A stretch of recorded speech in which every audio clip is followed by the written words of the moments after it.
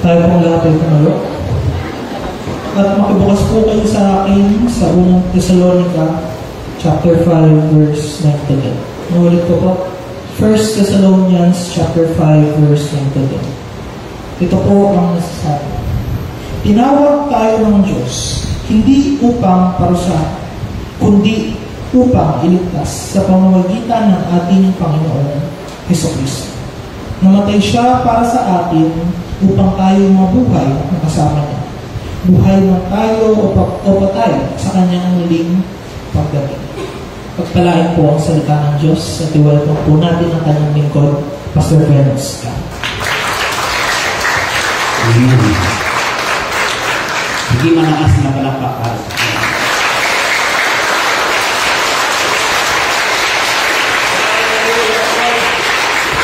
Wala kaming bigla na kakalakan sa aming puso, Panginoon. Sapagkat karanasan namin ang kaligayahan ng aming kaligtasan. Salamat, Ama, sa iyong presensya. Amazing, Lord.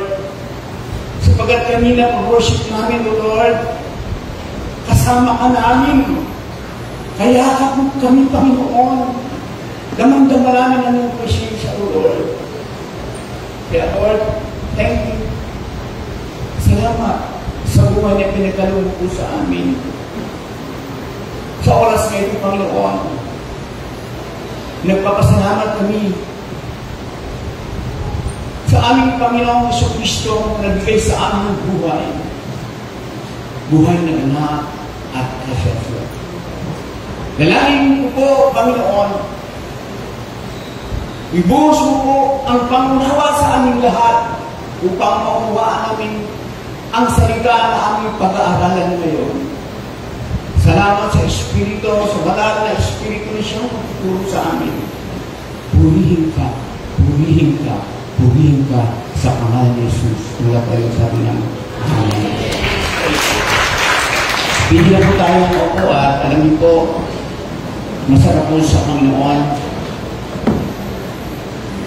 Kanina po habang nag-worship po tayo, napakaganda po ng mensahe ng awitin. Yung awitin na yun sa ating worship, sa ating praise, ay nataas po ang pangalan ng ating Panginoon Kristo. Sapagkat yun naman talaga ang tungkulin ng tao.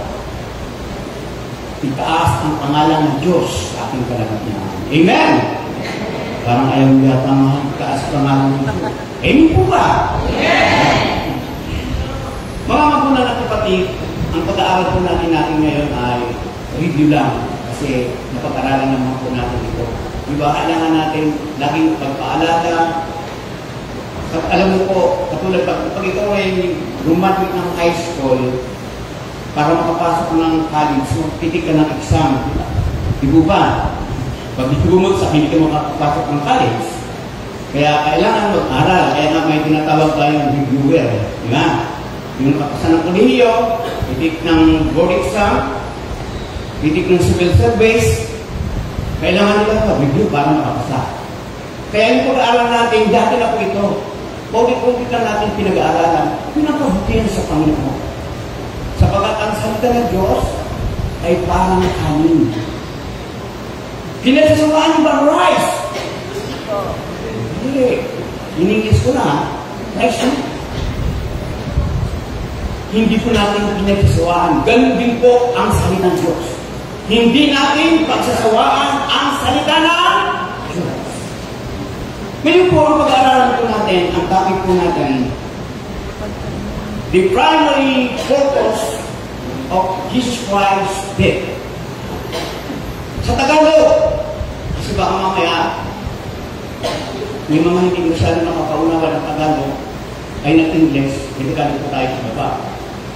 Ang pangunahing layunin ng kamatayan ng ating Panginoong Hesus Kristo. Alam mo ng Diyos, yung kamatayan na sa krus ng Kalbaryo sa ating Panginoong Kristo ay may maganda pong layunin sa atin. Amen? May maganda siyang layunin para sa ating mananampalataya. Kasi ang Diyos po Kristo kaya napatawag dun sa krus ng Kalbaryo, hindi para tayo ay parusahan. Hindi tayo para hatulan. Hindi po pala ganti ang Diyos. Isinugo ng Diyos ang kanyang anak para sa atin. Ano nga ang tao? Ang tao po, lagi tayo ay kasalanan. Sinalansang natin ang Diyos. Magamat na Diyos, ibang sinamba natin. Pero isinugo niya ang kanyang anak para hindi gantihan ang tao. Sinugo ang kanyang anak para tayo ay hanapin. Amen! Amen! Sinugo niya ang kanyang anak para hindi tayo parusahan. Hindi. Ito yung pag-aaralan natin. Okay, ang sabi ng text natin, John 3:17. Sinugo ng Diyos ang kanyang anak. Sinugo yung anak na sinugo? Makasabi po. Sino yung anak na sinugo? Jesus Christ. Dapat sinisigaw natin. Si Jesus Christ po yung anak na sinugo. Hindi upang hatulan ng parusa ang sanlibutan, kundi upang iligtas ito sa pamamagitan niya.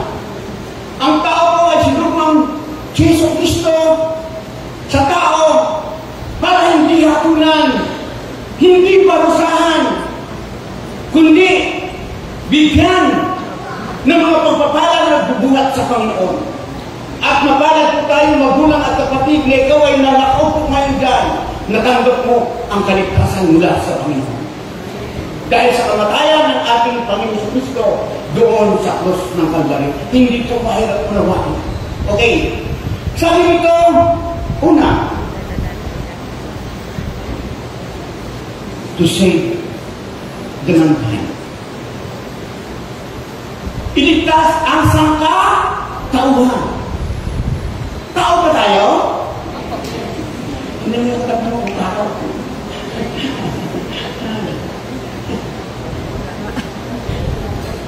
Iligtas ang sangka-tao. Mga tao ang ililigtas. Alam mo pag pinag-usapan po ang kaligtasan, putputnot ito sa atin. Pinutitingnan po natin na patalaga po sa tao ang kaligtasan. Sapagat ang kaligtasan ay hindi po tayong bilhin ng kalapi. Amen! Mayaman ka man, marami kang dito, marami kang ari-arian. Anong mayroong bagay, mayroong ka na mahalaga? Hindi kayang bayaran ng kaligtasan na ibinigay sa iyo ng Panginoong Hesus Kristo. Sapagat ang kaligtasan ay hindi kayang bilhin ng natin kung ano yung mayroon tayo, sapagat ang kaligtasan na ibinigay sa atin ay biyaya ng Diyos. Amen! Biyaya ng Diyos. Hindi natin biyaya. Upang iligtas ang sangkatawan, yung po ako, makamit natin ang kaligtasan. Yung isipin mo, alam niyo po, ngayon sa panahon ngayon, tira-tira na talaga. Mani-mani. Kaya na, ang ginagamit ng tao ngayon, doon sa kaligtasan, sa ibang reliyon. Sa ibang reliyon ang kaligtasan, pera-pera na. Sige, dalangin mo ako. Ipagpino ako. Kaya, bibigyan kita ng ano sa lapit na ipagpino na mo para maligtas, hindi po nababayaran ang kaligtasan. Ang kaligtasan po ay biyaya ng Diyos para sa atin. Kaya kung dapat natin malaman, iligtas ang sangkatauhan. Sabi ng Pwede sa Lunyan 5:19, sabi nito, sa Bible reading po natin, hindi tayo pinili ng Diyos upang bagsakan ng kanyang puot. Ang pinapuputan ng Diyos ay hindi ng tao. Ang pinuputan ng Diyos ay si Satanas. Kundi upang iligtas sa pamamagitan ng ating Panginoong Jesucristo, namatay siya para sa atin, upang tayo mabuhay na kasama niya, maging buhay lang tayo, patay sa kanyang hindi pagpalit. Yun po ang sabi ng salita. Pinilit tayo upang hindi bagsakan ng puot, kundi para iligtas. Pero tatandaan po natin, kailangan natin manampalataya sa Panginoon. I cannot buy my own salvation. You cannot buy your own salvation. kundi ang kaligtasan ay tinapos ng Diyos sa krus ng Kalbaryo. Kaya ikaw ngayon ay narito dahil niligtas ka na Panginoon. You are saved. We are saved. I am saved. Lahat tayo ay niligtas ng Panginoon. Hindi dahil sa ating kakayanan. Ito ang dapat natin maunawaan. Kundi dahil sa Panginoon. Sa pagdating sa parte ng kaligtasan, wala tayong parte. Ang gagawin lang po natin, sumampalataya sa Diyos, sa ating Panginoon, Jesucristo. Amen. Parang tayo. Amen. Totoo po yun. Sabi nito, upang iligtas. Alam mo ba, nung napako ang Diyos, ang ating Panginoon, sa takot ng Kalbaryo, nag-umpisa na ng kaligtasan. May kaligtasan na talaga ng Panginoon. Pero nung ipako ang Panginoon, nag-umpisa ang kaligtasan at hanggang sa kanyang pagdating. Kaya habang nabubuhay po ang mga tao, mayroong pag-asa ng kaligtasan kasi hindi pa naman dumarating ang Panginoon. Christian lesson. Nakinig ko pa rin ito. Tayong binago ng Diyos, dinawag ng gusto ligtas, mayroon po tayong tungkulin para ipangaral ang kaligtasan. Amen. Ipangaral natin ang kaligtasan, mayroon tayong tungkulin. Kasi ang kaligtasan nandiyan lang, kailangan natin ipangaral. Nakakatuwa sa Panginoon kasi alam mo po, nagpupipi ako, nananalangan po ako sa Malis. Alam mo naman po ang Malis. Ang karaming namubuli natin doon ay talagang na-disable. May malabo ang mata, may hindi na makakita, may malakad ng patas, kasi na-paralyze. Marami. Sabi ko, Lord, ano kayo na, sana lumikin ko ako, lumigyan ko kami ng karungwa na medyo, ano rin, tabang lupa. Ano rin po, binigyan kami ng Panginoon. Binigyan kami ng Panginoon. Di ba kayo natutuwa? Maraming nakapag sa Panginoon. Ano ka naman rin eh? Binigyan kami. Kaya lang ito, alam mo kung binigay ko sa amin, gumaya sa mga kasama namin doon, isang paradis sa bibig. Alam mo po sabi ko, Lord, itong binigay mo sa amin, si Kaloy, tinawag ko si Kaloy, kasi paralyzed, sabi ko, Kaloy, Kalukoy. Kasi sa ang Kalukoy ko sabi ko, Kawara. Natutuwa ko sa tao ito, sabi ko, Lord, para pagyamanin, hindi pa lang sa Lord, pagyamanin ang aking pananampalataya, pagyamanin ang paglilingkod, pagyamanin ang pag-aalaga. Hindi pa lang gusto sabihin. Ito si Kaloy, mayroon kami Bible study doon nila Ate Margaret. Every Thursday po yun, doon na kami nagagawain. Ito si Kaloy, galing Samar na paralyzed po siya, dito sa Nagis. At nakatara po siya doon sa kanyang kapatid. Hindi doon may kaya, may terto eh. Ang mga nakatara po ay nasa ibang bansa na. May kasama siyang mga tandahin. Doon siya sa third floor. Alam mo mga marunong na kapatid na doon sa amin. Nagpumpis ko sa amin. Pastor, dito ko salamat po ako sa Panginoon. Kasi, kung hindi dahil sa salita ng Diyos, mag-suicide siya. Sabi niya, kasi nasa third floor sila, nagbalak na siya lumundag doon. At ang babagsakan niyo po ay siminto. Nagbalak na siya. Nagpumpisa niya. Pero salamat sa Panginoon dahil na ibating sa kanya ang salita ng Diyos, siya po ngayon ay naligtas. At kung kasama namin na kahit medyo ano siya, naligtas po ang kanyang kaluluwa, kasama po, niligtas siya ng Panginoon. Amen! Nagliligtas ang Diyos! At ito ang matindi. Sabi niya, buti lang hindi ako nagpakamatay. Hindi ako lumundag sa third floor. Kasi kung lumundag ako, bakit hindi naman ako mamatay? Mapilayan lang ako. Mabayaan naman ako ng buto. Hindi yung gastos. Sabi niya, sa magaling salita ng mga magulang at kapatid. Pinapakita ko na po sa iyo ang kapangyarihan ng Diyos, ang kapangyarihan doon sa cross ng Kalbaryo ng ating Panginoon si Kristo, yung mga primary purpose of God. maunang pangunahin. Lalayunin ng Diyos para ang tao ay iligtas. Hindi biligtas ko ang Diyos. Amen. Pangalawa. Okay. To cleanse and forgive our sins. Alam mo po ang tao? Ang tao po, kahit alam natin ang Diyos, may Diyos tayo. Hindi tayo marunong humingi ng awa. Makain ang tao. Hindi tayo marunong humanap sa Diyos kung tayo ay nagkakamali at humingi ng tawad sa Panginoon. Ang tao pang nagkakasala ay mataas pa rin ang ere.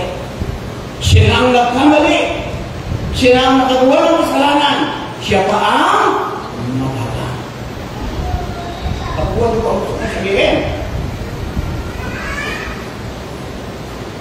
Pero, bagamat ang tao ay hindi marunong humingi ng tawad dahil hindi nila alam kung sino ang kanilang hihingan ng tawad. Dahil sa cross ng Kalbaryo, doon sa cross ng Kalbaryo, dahil sa dugo ng ating Panginoong Jesucristo, nilinis tayo sa ating mga kasalanan. Kaya ikaw ay malinis na. Sabihin mo sa katabi mo, malinis ka na. Pinagtawag ka na sa iyong mga kasalanan. Ang tao kasi kung sino-sino ang pinupuntahan para humingi ng tawad Di ba? Kung sino-sino ang pinupuntahan sa kanang-kanang, direkta sa Diyos para humingi ka ng tawad. Mayroong kwento Sabi, Father, nag-umpisa sa tawad Ano yun? Nagkasala ako. Anong kasalanan mo? Nagnakaw ko ako. Nagnakaw ka. Sabi ng pare, sige, manalangin ka ng 10 Ginoo Maria sa kayo ang malabing na sa langit. Tigsan ko sabi nung nag-confess, Father, gawin mo ng 20. Bakit siya pang kumawad? Sabi ng pare, bakit? May babalikan pa akong mga may pa. Kaya pinagawa ng 20 kasi magbabalikan ka naman isa pa lang yun. Ganun pa ang tao. Hindi na po. Kung sino ang nilalapitan para mag-confess ng kanilang kasalanan, ang dapat nagkumpisan po natin ay ang Diyos. Amen! Sapagkat siya ang naglinis ng ating mga kasalanan. Naglinis sa akin, naglinis sa inyo, naglinis sa ating lahat. Diyos yun. Hindi kayang gawin ng samahin na natin ang duwag natin. Hindi kayang ilinis sa ating mga kasalanan. Ito po yun. Ang sabi ng Bible, sa 1 John chapter 2, verse 2, si Kristo ang handog sa ikapagpapatawad ng mga kasalanan. Hindi lamang ang ating mga kasalanan, kundi pati ang kasalanan ng lahat na hindi lamang ang kasalanan mo, hindi lamang ang kasalanan ko, kundi dapat malaman ng tao, ng lahat ng tao, sabi ng Bible, ay pinatawad na ang kanilang kasalanan.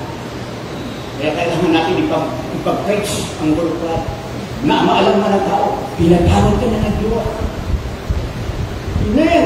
Kaya pag may inimbal tayo nito, God, pinsan, mag-anak, hindi ko punta ka sa church. Kung ano na lang ako, kung wala na po akong kasalanan, kung hindi na ako nagkakamali, kailan na ako mag-perfect? Amen? Hindi! Kailangan mo yun! Nalaman ng tao na ikaw ay nilinisan ng Diyos at kailangan mo maglingkod sa Panginoon. Linilis ka mo.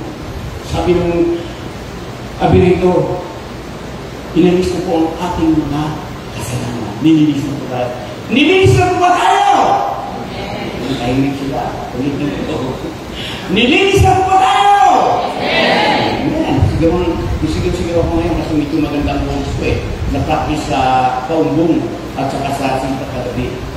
Masaya ko kami na kagabi sa sipat. Paumbong, sa sipat, nakakabuti ng Diyos sa mga misyon namin dahil sila kumako ng Diyos namin.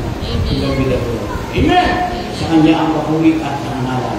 At alam ko sa pag-ibig ko may sakripisyo ko. May sakripisyo. Mga yung araw na pag-imisyo ko po, minsan suda ako sa mga isbaha. Dinulusog ko yun. Marami siyang ganong salita. Kung binaguro ko, gusto ko lang i-invite sa inyo yung ang pamilya sa Panginoon kasi sa posisyon ako, hindi ko po mababago, kundi masaya ka sa Panginoon. Hindi ko mababago, kundi nakakatuwa kaya nag-iisa ka na lang. Kasama mo naman ang Panginoon eh. Mas mahirap ka na kung may kasama eh. Kasi sa paghintay mo, ako sa oras eh. Sulit ka lang, nagkakama mo. Amen. Totoo po yun. At nagano pa ako, hindi ko siguro, wala naman ako sa magsulat, hindi ko nagkakaroon ako ng buto. Pinapit ko sa Lord. Nung pinapit ko sa Lord, bakit masakit kasi eh? Alam niyo po, tanongin niyo ako bakit. Pinapit ko, bakit? Nung pinapit ko, nawala. Nawala yung sakit at pero yung buko hindi ko bakit. Pero papagaling ninyo yun. Tama!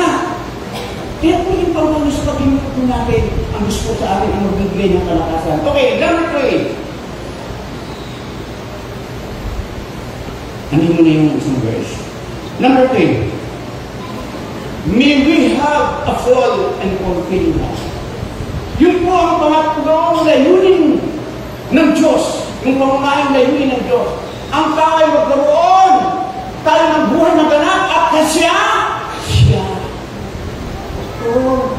Alam niyo po, mga mga katabi-tabahan kayo ko sa iyo, ang kaligayahan ko ng tao sa ko sa inyo, hindi ko anong way mo. Ang kaligayahan ng tao ay sa Diyos lang. Kung gusto magkaroon ng buhay at ganap at kasya, sabi ng Psalm 37 verse 4, sa Diyos mo lang hanapin ang kaligayahan at ang pangarap mo iyong makakanta. Amen? Anong gagawin natin? Ang iyong sarili ay sa Diyos mo ilaga. Pag nagtiwala ang lubos, ano pa susunod? Tutulungan kang ganap. Ang kabutihan mo ay magliliwanag. Sa tanghaling tapat sila katunan. Ibig sabihin ganun po ang Diyos. Bibigyan tayo ng buhay na ganap at kasya at matagpadalan sa Panginoon. Amen! Wala nang iba kaya tayo masaya ngayon. Kahit may mga pagsubok tayo, kahit may problema tayo, kahit kawalan tayo. Masaya ka, bakit? May buhay na ganap at kasya siya. Ayun po ang hindi na gawin ng kalapit. Hindi tayo pindihan. Binigyan ang kayamanan ang kaligayahan ay mula sa Diyos. Ang Diyos lamang ang nagbibigay sa akin. Kaya po yun po. Kailangan kahapon. Ano po kami nagpinagpunta? Alam mo ba ang Chinese? Ang daming pamahiin.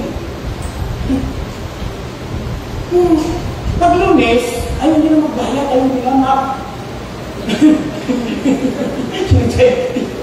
ayaw nila mag-piaw. Maglabas ng pera. Kasi, pamahain nila yan eh. Kaya kailangan mag-kulik na Sabado. Kaya ang ginagawa ko, pag ako nagkukulik ng Sabado, ang ginagawa ko kasi minsan, wala na ako doon sa gusto sa, sa pinukulisin ako, kunin mo na, kukunin mo na ng sa Lunes. Pinukulit ko doon sa sekretary. Kasi pag Lunes, hindi na sila. At ano pa ang mga pamahain ng Chinese? Dragon! Lahat ng nagulo may dragon! Tingnan mo kami mo. Nalagay ko sa pintuan. Dragon! Tingnan! O, minsan, nakatingin tayo sa mga sign. Alam mo ba yung zodiac sign? Sino ang nagbabasa ng zodiac sign? Hindi ko alam, talaga nagbabasa. Di ba nandun yung sa mga, pag bumili kayo ng mga balita nyo, so doon yung zodiac sign. Di ba yung nandun yung Pisces, Taurus. Aris ako eh. Cancer. Cancer, ano ka? Ha? Capricorn, gano'n ko ba? Sagittarius, meron. Meron. Alam nyo, isang doon tayo na nagpigin eh. Sinusundan natin kasi ang nagdagit sa atis ay kailangan ganito, ganito suot na dagit, gano'n. Marami. May isang magkumpare.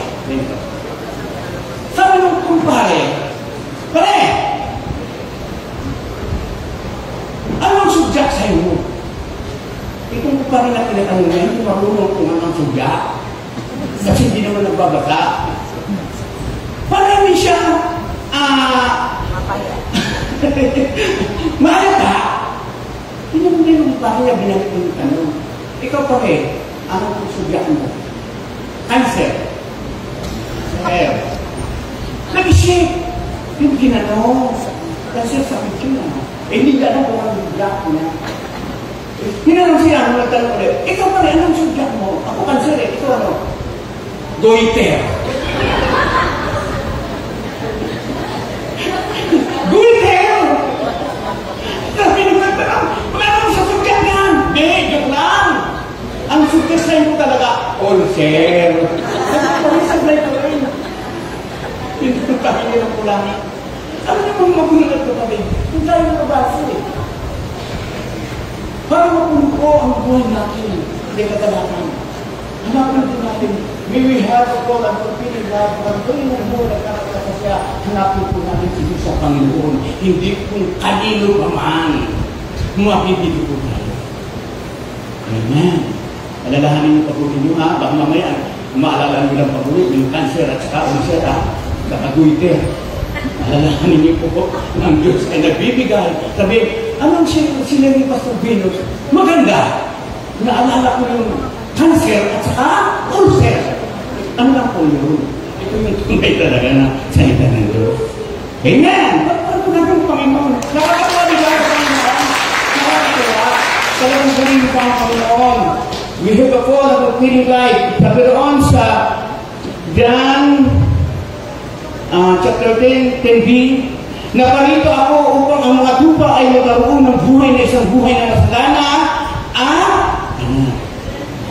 kita mo, naparito ang Diyos. Kaya napakalaga po.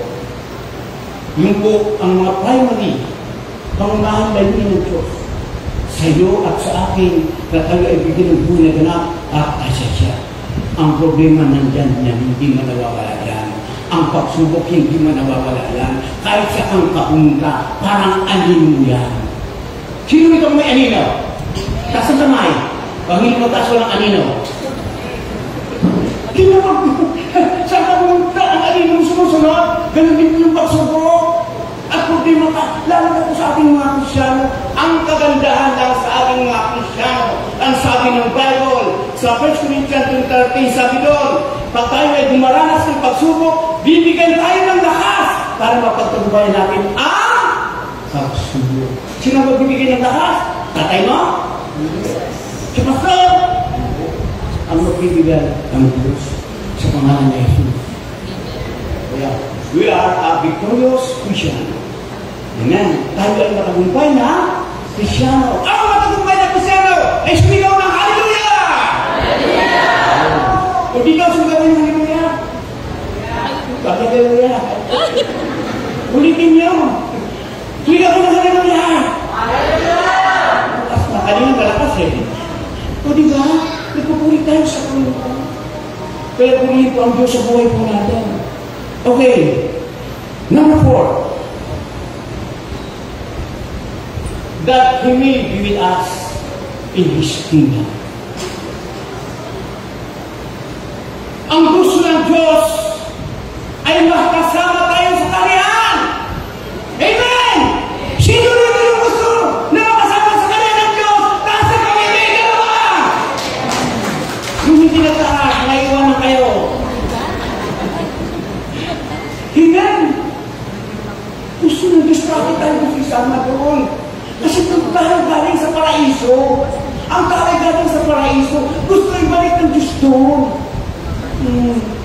Kaya kahit mahirap ang buhay mo dito,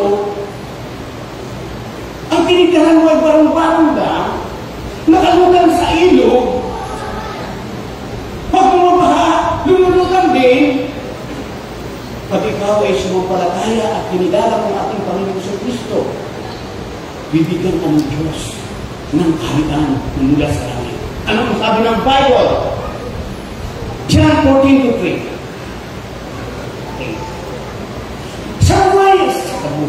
Sa bahay ng aking ama ay maraming. Pag sinabing marami, marami. Tig-isa tayo sila doon. Sino marami? ano ko doon, yung kapitbahay ko. Isa ka na. Sana, ang maging kapitbahay ko doon, siyempre, gusto maganda yung mga ko maging kapitbahay ko ng mga kamag-anak mo rin. Di ba ba? Kaya kung pagdating doon, ito na wala naman. Yun na lang ano ko eh. Sa bahay ng aking ama ay maraming silid. Kung hindi totoo, sasabihin ko pa ba sa inyong pupunta ko roon, ipaghanda ko kayo ng inyong matitirahan, at kapag ipaghanda ko na kayo ng matitirahan, ako'y babalik at isasama ko kayo upang kayo makapiling ko kung saan ako naroon. Hallelujah! Hallelujah! Amen! Isasama tayo, kasama natin dito. Happy ko na tuwa. Parang ayaw niyong iwanan yung barang-barang niyo. Ayaw niyo doon. Sa malamasyon ng ating pupuntahan, ang sabi ng Lord, babalik siya at isasama tayo. Nakakatuwa naman. Isasama tayo. Sabi, yung pagtulong mo, nakikita mo yung bukas. Ngayon tinutulugan, dumadami ang buwan at araw, sapagkat marami ang butas. Marami. Nung nangako po ang Diyos, ang kailangan ng po natin, maglingkod at mahalin ang Panginoon. Ipahiritin natin sa ating buhay ng Diyos. Lalo na ang ating Panginoon sa Kristo na napakasapos ng pagkakas. Para ang buhay po natin ay magkaroon ng ganap at pasya. Palakpakan po natin. Hallelujah. Nagpasan mo na yung isang verse. Number 5 na po dahil. Number 5, to have eternal life. Magkaroon tayo ng buhay na walang hanggan. Pag pinag-usapan po ang buhay na walang hanggan, lahat naman tayo ay mamamatay. Amen. Lahat tayo ay mamamatay, tama? Sige, bahala kayo kung ayaw nyo mamamatay. Lahat tayo ay mamamatay. Kailan, sabi ng pare, ladies first.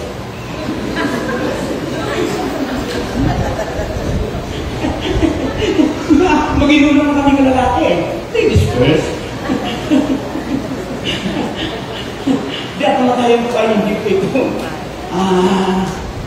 Nakakaya ko ay talagang ang gusto mong binigay, ang gusto mong nakaka ng buhay ko natin. Kahit sino tayo pagka tayo ay pinakamalaro, kukunin ko. Ang mahalaga na, pag tayo ay lumakay, tayo ay kinuha ng Diyos, mayroon bang buhay na walang hanggan? At ang buhay na walang hanggan ay hindi ko ito mabibili sa screen. Ang buhay na walang hanggan ay hindi ko ito mabibili sa mga resort. Ang buhay na walang hanggan ay hindi ito mabibili kung saan lugar. Sa buong mundo, ang buhay na walang hanggan, ang gusto naman po ang magbibigay sa akin, sa inyo, at sa ating lahat. Eternal life. Kung po ang gusto ng Lord sa akin, to Him, eternal life. Pagkaroon tayo ng buhay na walang hanggan. Sabi ng John 6:14, sapagkat ito ang kalooban ng aking Ama. Ang lahat ng nakakita sa anak at sumampalataya sa Kanya. Okay, pakinggan mo mabuti ha. Sapagkat ito ang kalooban ng aking Ama. Kalooban ng Ama nasa langit. Ang lahat ng nakakita sa anak. Nakakita na ba tayo sa anak? Nakita na ba natin ang ating Panginoon sa Kristo?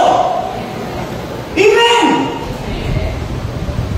Spiritually na ay physically hindi natin nakita.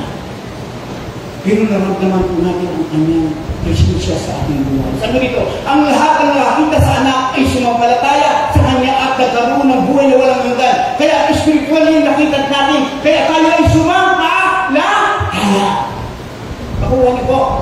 Kasi bakit sabi ng 2 Corinthians 4, tayo ay binula ng Diyos ng sanlibutan ito para hindi natin makita ang kaningingan ng Diyos. Pero salamat sa Panginoon dahil may mga preacher, may mga nangangaral ng salita ng Diyos, nabuksan ngayon ang nagulat mong isip at nakita mo ang ating Panginoon sa Kristo bilang Diyos at tagapagligtas. Sumampalataya ka, ngayon ay nagkaroon ka ng buhay na walang hanggan. Pagkaroon ka. Gawin ka na ito.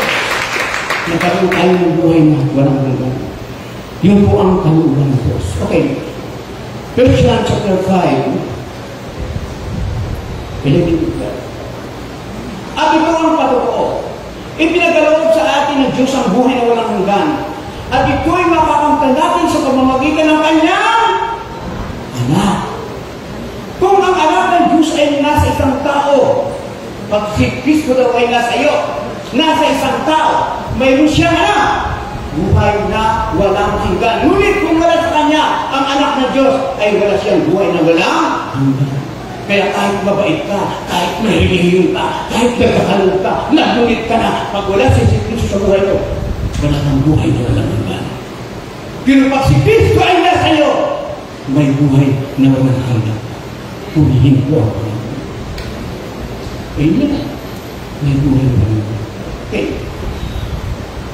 Number 6. Ito yung mga pangalan natin. That we may have an heavenly body. Magkaroon tayo ng katawan ang langit. Gusto niyo ba na magkaroon ng katawan ang langit? Ako gusto ko. Kasi dito ang itsura ko ay siguro. Pagdating sa langit, sigurado si Richard Bruce na po ako. Babaguhin ang katawan natin eh. Babaguhin ang katawan natin. Kaya kailangan po natin talaga sumampalataya sa Panginoon Diyos kasi ito po ang master. Para mapunta tayo sa langit, magkaroon tayo ng bulit sa iba. At itong bulit ko ay bagay, hindi ka ito makakaranas ng sakit. Amen! Hindi na makakaranas. Ang sabi ko ng pahayag, 2:14, sabi dito, ay sa 1 Corinthians 15:44, inilibing na katawang pisikal, muling magbubuhay bilang katawang espiritual. Kung may katawang pisikal, meron din katawang espiritual. Ito po yung heavenly body. Ito yung glorified body. Okay. And Philippians chapter 21.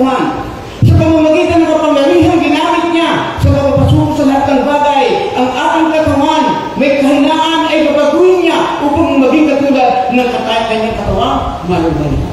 Sarap naman. Kung dito ang katawan natin may mga libag-libag na hindi naaalis, ang katawan dito sa lupa may mga barubala-uba, yung po, wala na po. Mayroon tayong katawan, glorified body. Amen. And then sabi po, saan ko tatapos sa conclusion po, sabi ng pahayag ng 2:4, at papahalin niya ang bawat tuba sa kanilang mga handa. Wala nang tumataya. Dalamhati, pagtangis, at paghihirap sapagkat bumigas na ang dating mga gala. Ito yung pumilin ka natin. Hindi ko maraming pagtangis. Sakit ng talungan. Ilag na lang natin sa Panginoon. Batang mga lagot. Pati ng buhay natin.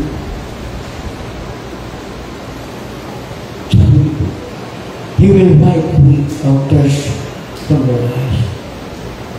Minimeditate ko ito kaya anong naliwa ang pressure worship. Shooting mo. Hindi natin iyan. Maraming pagsubok na dumating sa ating buhay. Halos maubos ang buwag natin. Amen. Maubos ang buwag natin.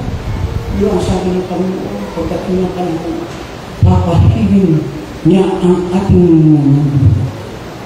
Wala nang tao, walang hati, wala nang pagkalis, wala nang pamilya. Napakasarap. Napakasarap.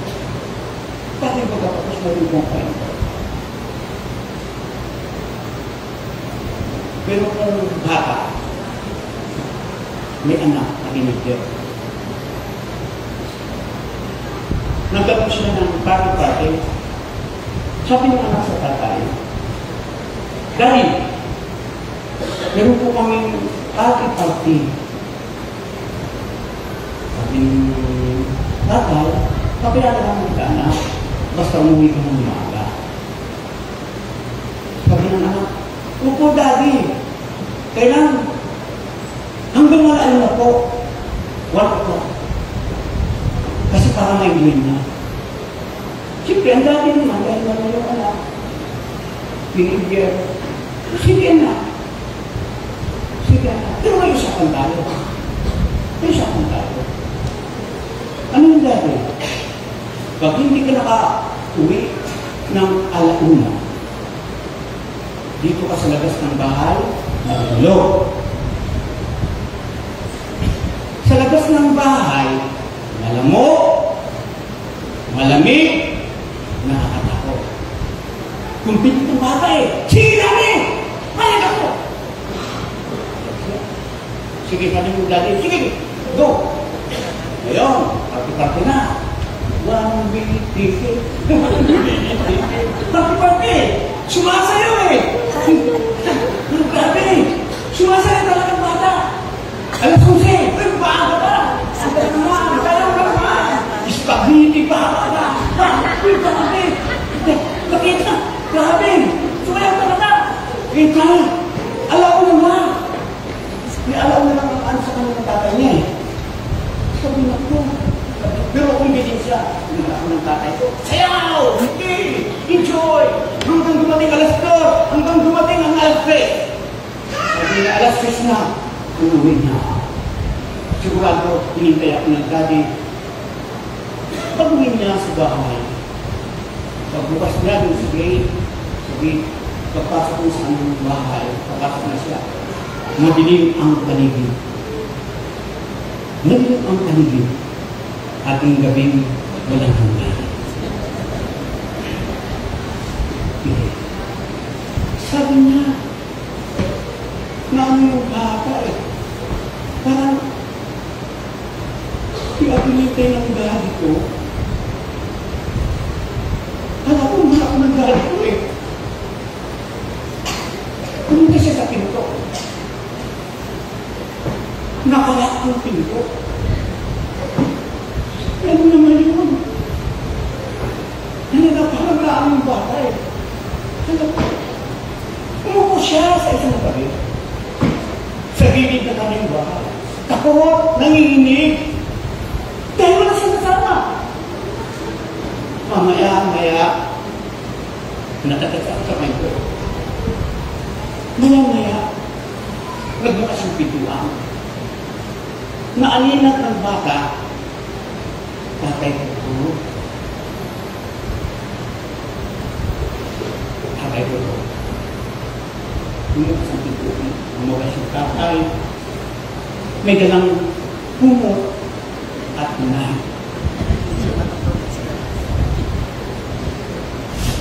Alam niyo, sabi ng tatay, anak, ibang usapan natin alauna, dapat nandito ka na. Hindi ka. Sumunod siya akong kasanduan. Hindi ka matutulog. Sabi ko, tatay, kung nagpagano sa akin pwede may pag-isipin ng Panginoon Amen. Tulog naman. Pero ang bata, ano siya Kasi, wala lagi niya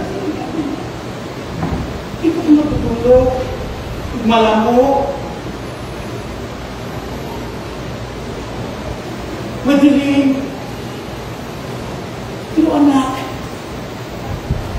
yun naman ang usapan natin. Pilinig ko sinabi, hindi at dito ang nakutulog. Ang ginawa ng tatay, may dalawang balik. Nilagay sa sahig. May dalawang unan. At nahiga yung mag-ama. Ang sabi ng daddy niya, sasamahan kita kahit ikaw ay nagkamali. Sasamahan kita kahit sa kaliliwan. Sasamahan kita kahit ikaw ay nalulungkot. Ano ang mensahe, mga magulang at kapatid? Pag ikaw ay nagkakamali, huwag kang aalis sa Diyos. Pag ikaw ay nagkakasala, huwag kang aalis sa Diyos. Sasamahan ka ng Panginoon, iniligtas ka.